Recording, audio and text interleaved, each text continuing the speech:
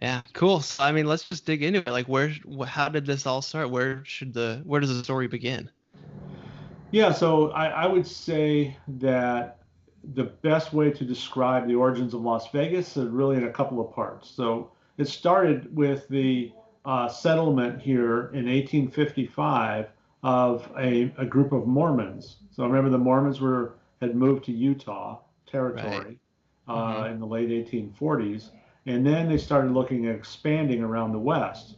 And one of the places they wanted to settle was in this Las Vegas Valley. There were really no Anglo people here at the time. There were Paiute Indians, and that's about it. But there was a trail running through Las Vegas that connected Utah and California. And so one of the things that happened in Las Vegas is there were a lot of like bandits hanging out here. So if you had a wagon train coming between Utah and San Bernardino, California, Las Vegas is a place where you might have been a little concerned about your safety or the Right. well-being of your cargo. So Hmm. the Mormons decided to set up in Las Vegas. They sent a group of people here, and they settled. They built a fort. They started planting crops. Families, each family had allotted a certain amount of acreage, and they built a little community here. They wanted to proselytize to the Paiutes because that was part of their mission. Hmm. But the problem was Las Vegas was very inhospitable to this Mormon settlement. First of all, the Paiutes at the time didn't have the same kind of general mores as the Mormons did, and so Uh-huh. when you would grow something on your little plot of land, once it became ripe, it was free picking. So that was sort of the mindset. So Oh, I was jeez. like, hey, well, we'll take some of these radishes or whatever they are. Um, and Mormons didn't care for that. Right. The Paiutes were also not very receptive to the becoming Mormons. They weren't real excited about that idea. Meanwhile, there was a lot of dissension in the ranks of this group because, frankly, it was hot as hell here, and it was difficult to live in Las Vegas. And there was a leadership problem. People were rebelling against the leadership. They weren't agreeing with the direction where things were going. Uh, there was a mining operation. They set up a mining operation out in the hills outside Las Vegas, and they were mining lead. And this seemed like a good idea because they would use the lead for bullets and other things that they could use back in Hmm. Utah. The problem was the lead that they were mining wasn't good.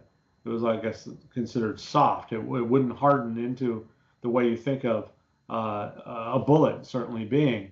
So it was kind of a big waste of time. Oh, So jeez. long story short, the Mormons were only here for about 3 years and Oh. pulled up stakes and they went back to Utah. There are a bunch of factors that went into that, but the bottom line is they were the first settlers here, but they were only here very briefly. Okay. So after that, between 1858 and 1900, really, what you see is um, a relative handful of ranches in Las Vegas, mostly just serving people coming through, you know, and it was very small. There was some agriculture. There was a lot of um, uh, different things going on, raising herds of cattle and so forth, but it was really sleepy. There was not a lot of activity here. Hmm. Everything changed in 1902 when a woman named Helen Stewart, who had a big ranch here, sold her land to a railroad baron. And the railroad baron, William Andrews Clark, he decided he was building a railroad between Salt Lake City and Southern California. Yeah. Okay. And this would be really useful for a variety of reasons. And he needed a halfway point, a division point, where he could water his trains, where he could repair the trains, he could have his railroad workers stay. So he bought the land in Las Vegas. He created a town site, and he auctioned off lots in the town site. And in 1905, there was this big auction in May of 1905. It was like 110 degrees. It was an unusually hot May day.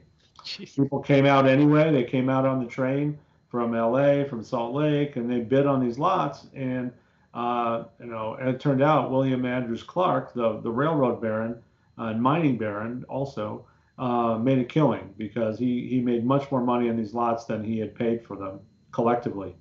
Huh. So Las Vegas, really, its origins began with a land auction, which isn't surprising.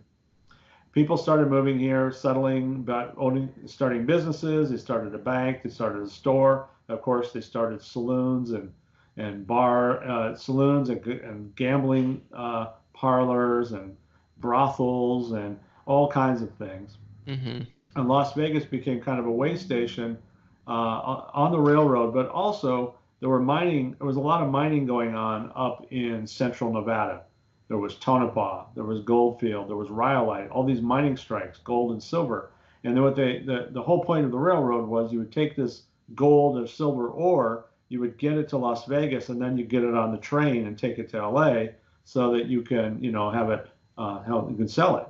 Right. So you'd have the miners after months out in the desert, just, barely, keeping their sanity as they dig through these mines. They would come to Las Vegas for a few days and really blow off steam.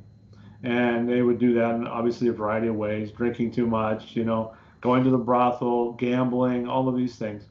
And Mhm. Las Vegas soon kind of became that kind of a place. It was a place where, nowadays we call it a party town. I think back then, you might have another name for it, but it was a place where, people would have fun and take a break from their cares. So that Right. started very early. Wow. Interesting. So what was the initial like how did this the railroad tycoon kind of bring in like how did he convince people to come and bid on this land? Well, that's a good point. So, why would somebody want to do this? Well, the idea you could get in on the ground floor of a new community. I think that Mhm. was attractive to some people. For even though he made a lot of money on the land auction, these lots were not that expensive. It was probably much cheaper than what you could pay, what you would pay in LA. Right. So, you want to get in on the ground floor of a new opportunity. You buy this land.